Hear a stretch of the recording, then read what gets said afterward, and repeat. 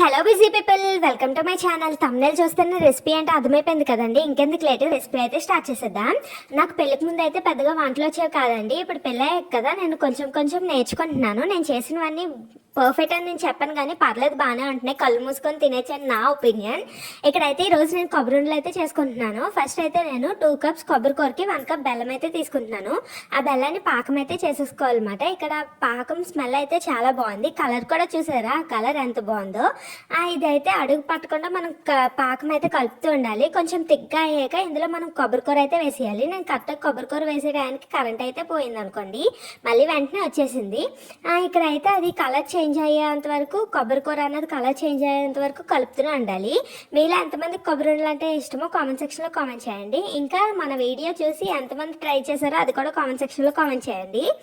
ఇక్కడైతే అడుగు పట్టకుండా నేనైతే కలుపుతూనే ఉన్నాను. ఇది కొంచెం కలర్ చేంజ్ అవ్వగానే మనమైతే స్టవ్ ఆఫ్ చేసేసుకొని చేతికి కొంచెం ఆయిల్ కానీ నెయ్యి కానీ రాసుకొని వంటలు అయితే చుట్టేసుకోవాలి. ఇది స్టవ్ ఆఫ్ చేసే ముందు మీకు నచ్చితే యాలకులు కూడా వేసుకోవచ్చు. నేనైతే ఏం వేసుకోలేదండి. నేనైతే ఇక్కడ వంటలు చుడుతూనే ఉన్నాను. మా హస్బెండ్ అయితే ఒక్కొక్కటి తీసుకొని తింటూనే ఉన్నారు. టేస్ట్ అయితే చూసి చాలా బాగుందని అయితే చెప్పారు. I hope you like the video. Please do like, share and subscribe. Thanks for watching.